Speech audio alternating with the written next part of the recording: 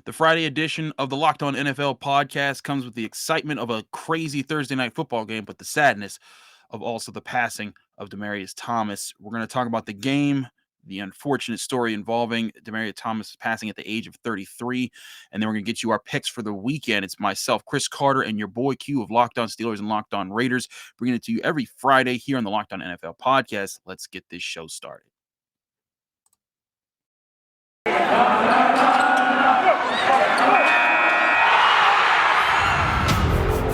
You are Locked On NFL, your daily NFL podcast. Part of the Locked On Podcast Network, your team every day.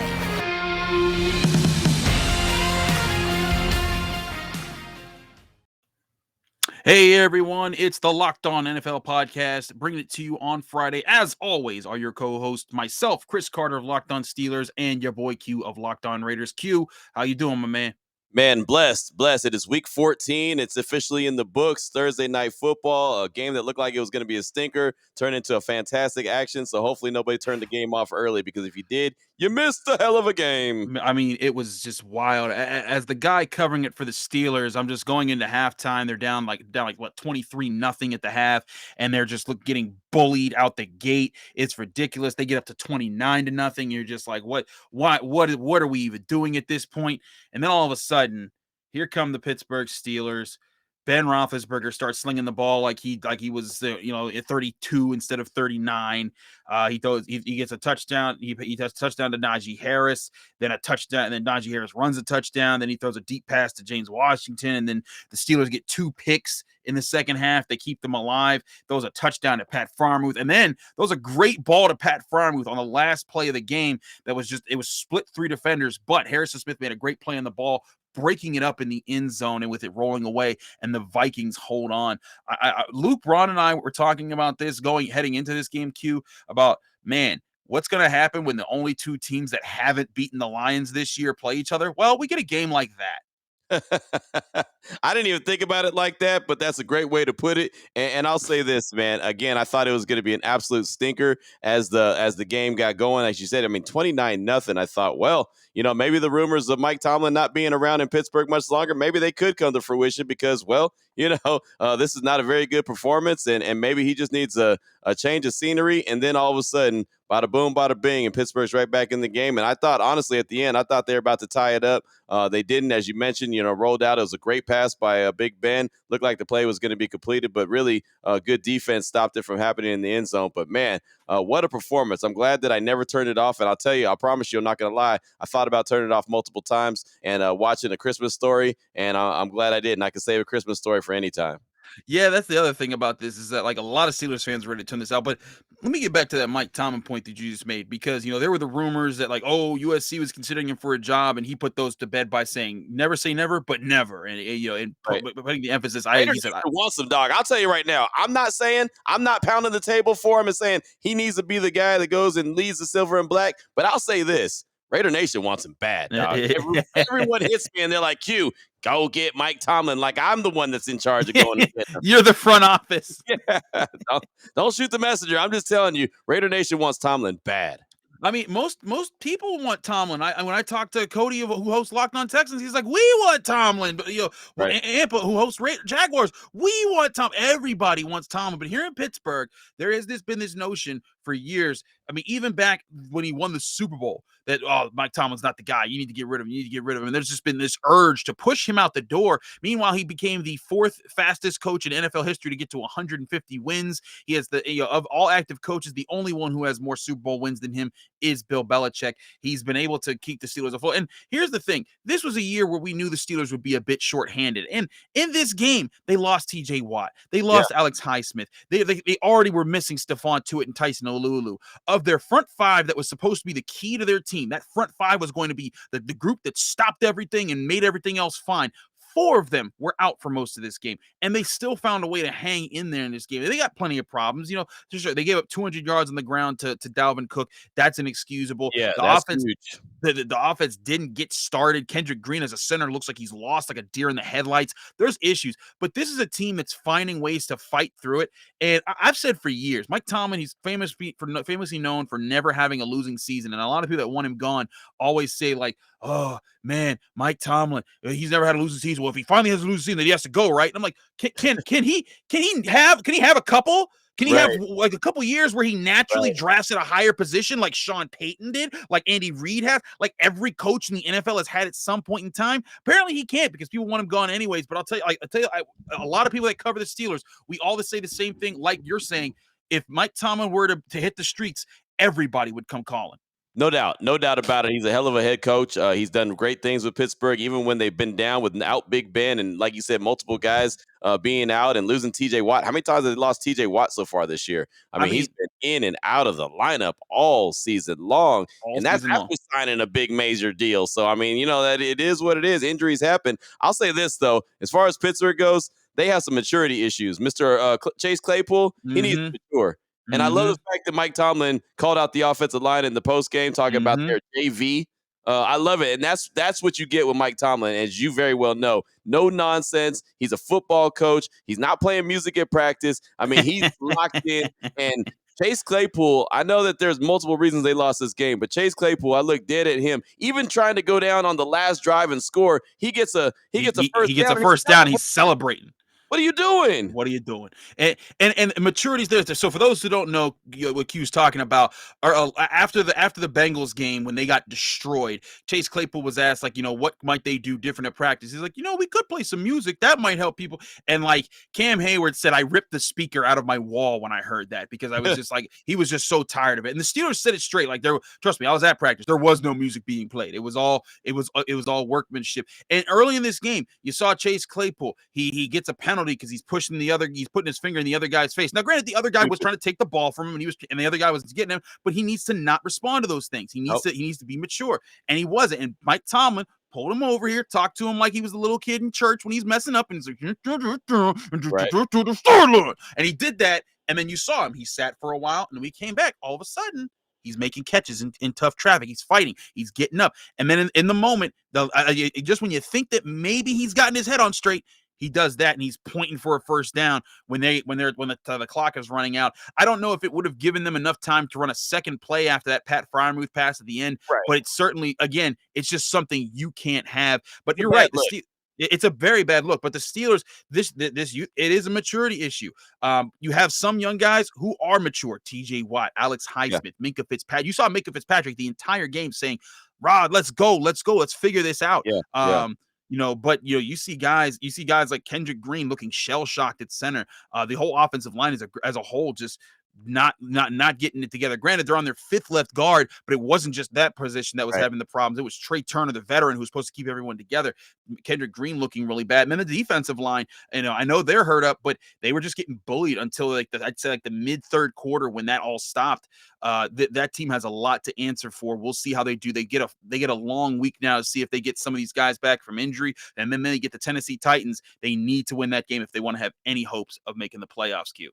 Absolutely, absolutely, and it's going to be a race to the finish. I love what the NFL has done, and they put so many of the conference games. They backloaded the schedules with the conference games, so it really matters. All these teams, including the Raiders, who are still technically in it, they're on the outside looking in, just like the Steelers. They have opportunities, but man, they got to win their conference games, and that's what makes this final few weeks of the season so much fun. And it's going to give almost every fan base, I said almost every fan base, something to look forward to in Week 16, Week 17, and Week 18. Absolutely. We'll get to the unfortunate story of Demaryius Thomas in just a minute here. But first, I got to talk to you guys about On Location. Super Bowl 56 is at SoFi Stadium and is less than 100 days away. And On Location, the official hospitality partner of the NFL, is the only place to score a once-in-a-lifetime Super Bowl ticket and experience package. Select your exact seats and choose from elite experiences featuring an exclusive pregame celebration with NFL legends, 5-star LA hotels, and food by the great Wolfgang Puck. Visit onlocationexp.com/. SB56 for more information or search Super Bowl on location. That's on location, exp.com/SB56 or search Super Bowl on location. We're also brought to you by Built Bar. This holiday season, grab the protein bar that tastes like a candy bar, or even better, like a candy bar with the holidays. Built Bar is filled with so much holiday goodness, rich with decadent flavor, covered in chocolate, and amazingly low in calories, low in sugar, low in net carbs, and low in fat, but high in protein. You can get the best of both worlds, delicious and healthy. So many flavors. You'll have a hard time choosing between raspberry, mint brownie, cherry, double chocolate, cookies and cream, or peanut butter brownie. Built Bar gives you that extra fuel you need to bust down the mall doors and battle all the holiday shoppers. Or if you're just standing around in endless shopping lines, Built Bar can give you that extra something to keep you going. So throw one on your jacket or your purse. You never know when you're going to need it. Want to cozy up with something warm? Here's a holiday secret. Dip your Built Bar in a piping hot cup of cocoa. Let it melt in a little and give yourself a beverage with Built Bar flavor. Plus, you'll have a nice melted Built Bar to go with it. Just be sure to use a couple napkins. Offer here is that if you go to built.com, use promo code LOCKED15, that's LOCKED15, LOCKED15, you'll get 15% off your next order. Again, that's LOCKED15 for 15% off at built.com. We keep it rolling. We do the double ad reads here, Q. Let's talk about the unfortunate situation that is Demaryius Thomas. Demaryius Thomas, of course, the longtime legendary Denver Broncos receiver, Super Bowl champion, 4-time Pro Bowler. It's just 33 years old and was found dead in his home Thursday. It's just such a tragedy, man. I mean, Demaryius Thomas, by all accounts, we were talking to Cody Rourke, behind the scenes in our Twitter chats, and he's crushed by it. Anyone that knows Demaryius Thomas knows how good of a person, how nice of a person he is, and to see this happen at such a young age, he just retired from the NFL. He was going to be able to live his life out, and to pass away. It's just such a tragedy. Yeah, it really is, man. And I started seeing the news rolling out on Twitter because, well, that's what it always is. You always find the news on Twitter. And I thought, well, maybe it's not true. And that's what we always say whenever we hear about these tragic deaths, especially with a young athlete like Demaryius Thomas, or a young person in general.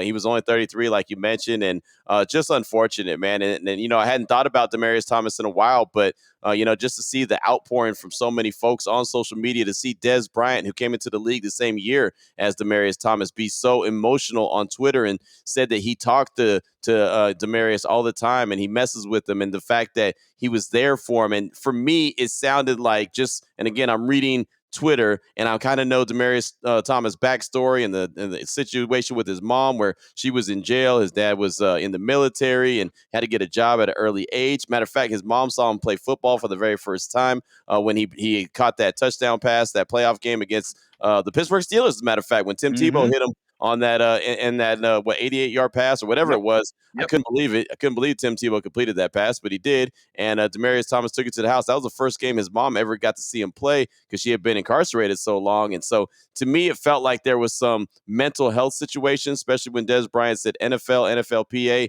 help us. I thought that, okay, there's situations going on with mental health. Again, we don't know the details of how he passed away, why he passed away, but it feels like there's something that's been going on for a while with Demaryius, and it really just stinks, man. And I hate that. Again, these guys put themselves on the line and put their bodies out there and take trauma hit after trauma hit after trauma hit for our entertainment. Of course, they make a lot of money doing it, but at the same time, man, after they're done, a lot of times they forgetting about, and then tragedies happen. And again, we'll find out the details in the coming days of exactly how it all shook out, but far too young, man. 33 years old. Just stinks to hear of anyone losing their life like Demaryius Thomas.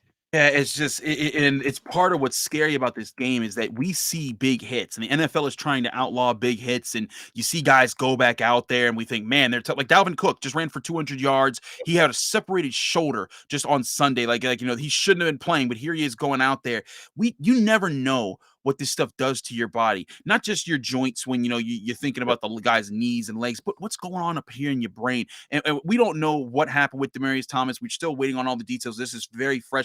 I mean, I saw people tweeting out DT88, and I'm like, what defensive tackle is 88? And then because I just didn't believe that Demaryius Thomas was dead. When I officially saw someone put the words together, I was like, oh my God, this is insane. Like what just happened here? But this is part of the dangers of football. It's the very very sad, unfortunate, and dangerous part of the game that we don't see. You don't see what happens to guys after the fact, and it's so hard to track. There's so many mental things that we are not able to address, and it's one of the dangerous parts of this game that people there needs to be more studying into. There needs to be more resources put into for the NFL to say, hey, we're going to do everything we can to watch all of our players and give them every bit of mental health help along their way in their lives during and after you are in this league, because everybody needs it. You never know what somebody's going through.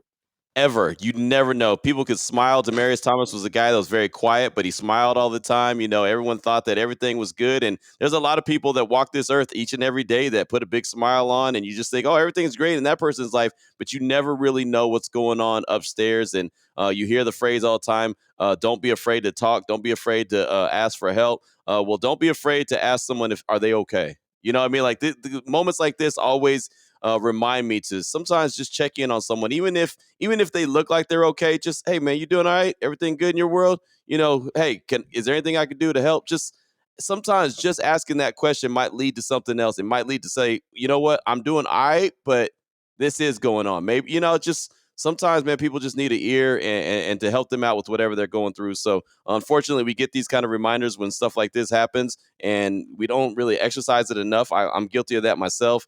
And I just hate that, man. When I see a young person, age 33, pass away, that's horrible for his family, horrible, obviously, for him. Obviously, the NFL community is hurt, but just another example of you never know when your day is going to be called and when your card is going to be pulled. You never know, and that's the unfortunate part of this sport, about part of this game, is that you think about those. I mean, in life in general, you never know what's going to happen there. But football, there's an extra presence of when these type of injuries happen. And again, it might not have. Who knows when that injury might have happened? It Right. might not have been a one hit. It was probably an accumulation over his long career, because he was in the NFL forever. Again, it's a very unfortunate story. Our thoughts and prayers go out to all the people that knew Demaryius Thomas, that are affected by this, that are just saddened by this, and out to his family. Of course, it's a terrible tragedy, and unfortunately, it's not one that we're unfamiliar with in the NFL. We've seen Right. several people deal with major health issues that cost them their lives after the fact. And I just, if you hope for anything, you hope that there's more changes made in the resources and the efforts to help future players to prevent more situations like this from happening. For sure, for sure. So just prayers up to the families, man. Again, shout out to the Broncos family. I believe he played for the Jets for a little bit too, as well, right? So I think Yeah. he played for three teams, but of course, obviously, he was most well known playing with the Denver Broncos and winning a Super Bowl, like you mentioned at the top. So just a tragic story, and of course, we'll hear more in the coming days of exactly what happened and how it all shook out. Well, again, thoughts and prayers to the Denver community and those who knew Demaryius Thomas. It is a very sad day for them. We're going to step away and take a quick break for a little bit. When we come back, it's going to be pick time. We're going to give you 6 games that we picked this weekend. Q and I are going to give you our thoughts on those games and who we have to win. But first, we got to talk about one of our great sponsors, Stance. Founded in 2009, Stance Apparel represents a radical reinvention of socks, underwear, and active apparel. With a sharp focus on comfort, quality, and creativity, Stance brings an atypical aesthetic alongside some of pop culture's hottest collaborators for the ultimate in style and self-expression. Because everything you wear should be a direct extension of who you are and how you feel. Personally, I got some Stance socks, Q. I fell in love with my Wu-Tang socks. They're cozy. Ah, They, why you they steal mine? Why you oh, the steal fir- mine? I love the Wu Tang. the Wu Wu Tang is Tang because forever. listen. The Wu Tang socks, they're cozy. They keep my feet warm, and they bring a positive message. You know why? Because Wu Tang is for the children. They're my Wu favorites. Tang is forever. Wu-Tang forever, baby. They're my favorite socks without a doubt. They're high quality, and they get props from my friends when they see them. Q would see them if he comes back to Pittsburgh anytime. We get our hangouts on. Of course, he might wear his, so we'll be looking like twins, and that's not acceptable. I have to look. I have to be wearing my stuff. I've got them first before you, Q, so you can That's get out of why I here with look that. better in them, though. No, whatever. Anyways, Stance believes that it's that they have the perfect True fit, story. and it matters more than fitting in. That those who feel good do good. Go see for yourself. Register for an account at stance.com and get 15% off your first purchase by using promo code Locked On. That's LOCKEDON Locked On at checkout to apply. Enjoy the color and comfort of a life less ordinary with Stance.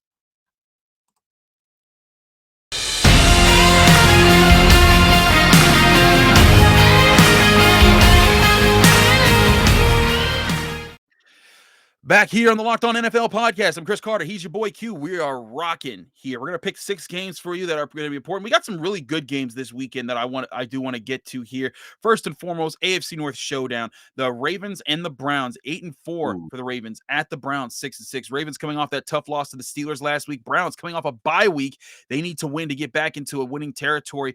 I say the Browns win this one. They've got the bye. They've got the rest. The Ravens have just been battered. They lost Marlon Humphrey for the season. I see Cleveland winning this one. What say you, Q?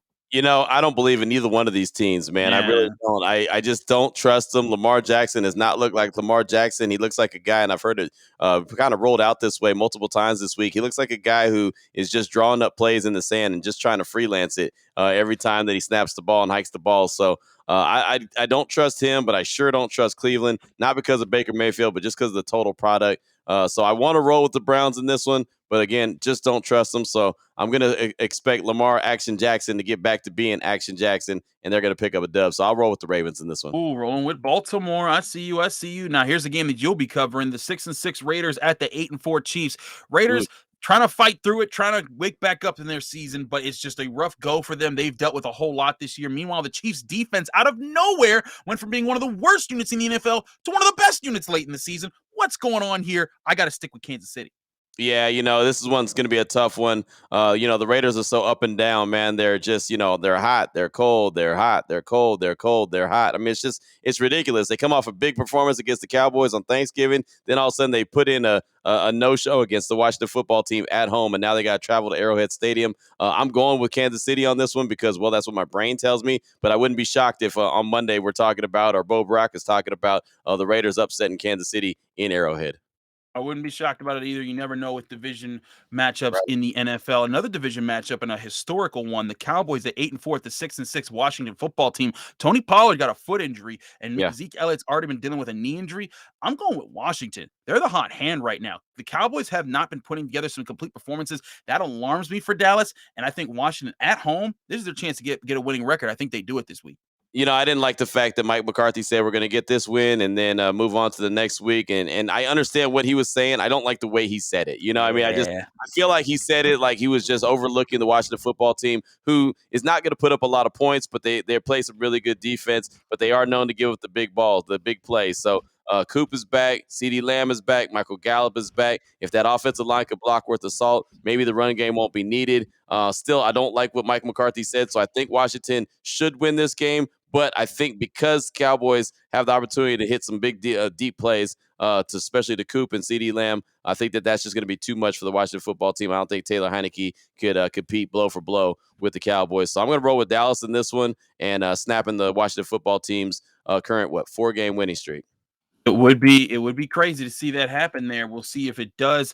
Moving along here, so we've gone with some divisional matchups. We've done 3 of those. We're gonna switch it up here for a little bit for a couple interconference games. 6-6 Niners at 7-5 Bengals. Niners fighting back, trying to be a playoff team here. The Bengals had a really great win, beating up on the Pittsburgh Steelers 2 weeks ago, and then just got crushed by the Chargers last week. They've been so up and down this season. I'm going to wager though that they're up this week. They were coming off a big win. I think that they might have overlooked their opponent. They're a young team. I think that's part of that. But this is a team they know they need to win this game to stay in the race to maybe get that first seed in the AFC North, and win that division. The Niners are a team that came off a tough loss to the Seahawks last week. I think it's going to be tough for them to travel all the way out to Cincinnati and get a dub. Yeah, I'm with you on that one. I don't think that San Francisco is able to pull this one off either. Cincinnati, they're similar to the Raiders, though. They're so hot and cold. They'll be hot for a while, and then they'll be cold. But I think that they're going to be hot again. They took that whooping by the Chargers, and I think that they're going to come back with a little something in their neck. So I think Joe Burrow has a big game. Jamar Chase doesn't put any balls on the ground. Joe Mixon doesn't put any balls on the ground. And I think Cincinnati comes away with a W on this one. It certainly could happen here, with the way that both teams are playing. Both teams could come about. I got Cincinnati. Now here's a really interesting interconference game. The Bills at 7-5 visit Tampa Bay at 9-3. Of course, the Bills just lost to the Patriots, who threw the ball 3 times. Yeah, right. Now they get to play Tom Brady. if you looked at this scheduling at the beginning of the year, you thought, man, this is the chance for the Bills to get serious payback on all those years where Bill Belichick and then Tom Brady used to give them all this pain, and now it looks like they're still giving it to them. The Patriots find a way to beat the Bills without even throwing the ball, really. Now you play the Buccaneers, who are playing really good football. I'm sticking with Tampa Bay. They're at home. They're playing better, and the Bills have just been so inconsistent at times this year. Yeah, what's funny is the Bills might mess around and not even make the playoffs depending on how some things shake out. I mean, think about Mhm. that. They're one of the teams that Mhm. are favored early in the year, and they are a team that could fall completely out of the playoffs. Now, I don't think that's going to happen, but there's a mathematical chance that it could. So I think that they take another L here after dropping to the Patriots earlier this week. I think they dropped to Tom Brady in Tampa Bay. Again, you were talking about Tampa Bay playing at home. I think they're just better than that, and I think that they smell a little blood in the water when it comes to the Buffalo Bills, and knows that there's a chance to cut them and hit them where it hurts. Certainly could. They certainly could hit them where they hurts this week. Final game of the week, Monday Night Football. I think this might be the game of the week too. 8-4 Rams at 10-2 Cardinals. The Rams need this game. Ooh. The Rams need this game Yeah. badly. They're a lot like the Bills. They were a team that everyone thought was going to be. I mean, they assembled a super team. They were trading for everybody, and they are at risk of falling back to 8-5. That's not out of the playoff picture, but it's putting them into a situation where they could fall out of the playoff picture if they don't if they turn it around soon. I'm going with the Cardinals. They're playing better football. Kyler Murray is back and he looks lethal. The Rams, they beat the Jaguars last week, but that snapped a 3-game losing streak. I'm not so sure that they're out of whatever funk they were in. I'm not a Matt Stafford guy. Never been a Matt Stafford guy. I think We said he's that all highly season. overrated. Highly overrated. He's in a good position there with the Rams, but and they got 8 wins. But I just don't think that he's as great as everyone thinks he is. If I had to pick a quarterback, I'd pick Kyler Murray every day of the week and twice on Sunday. So that's what I'm going to do on Monday. I'm going to pick Kyler Murray. I'm going to pick DeAndre Hopkins. I'm even going to roll with Cliff Kingsbury and say that the Arizona Cardinals are going to get the win over Sean McVay, Matt Stafford, and the Rams. Yeah, I agree with you. The Cardinals are just a better football team right now, better coached, better quarterbacked. And the Rams, they certainly have talent around their roster. They certainly could. I mean, they could mess around and win this game. I'm For not sure. discounting them at all, but I am saying that they have to show me a better level of consistency, because they haven't done that enough in recent weeks, especially in recent weeks. Odell Beckham Jr. is brought there. I need to see how he responds after the struggles that he's had so far this season. But like you said, Kyler Murray, he doesn't have struggles right now. He's been massively consistent this season, pretty consistent, from the quarterback position. And again, he's coming off an injury. They were able to survive his being hurt and stay up there in the standings. And now here they are getting ready to take on the team that everyone thought would run away with the division at some point this season. So it's certainly going to be an interesting one. But Q, those are our picks here. We split on Ravens Browns. I have the Browns. You have the Ravens. We were together on the Chiefs over the Raiders. We split. You took the Cowboys. I took Washington. We took the Bengals together. We took the Buccaneers together, and we took the Cardinals together. So we get some interesting splits there. Lots of big games still. Other games out there this weekend. So do tune in for those. It's going to be an exciting football weekend. From Chris and Q, thanks so much for tuning into the Locked On NFL podcast. Remember, you can watch us on YouTube, listen to us on Apple, Spotify, Google Podcasts, and Odyssey. This is a great show. We'll be back with more on Monday, so stay tuned for that. It's going to be an exciting time. But thanks again from Chris Carter and your boy Q. We'll be back in your ears and on your screens next week.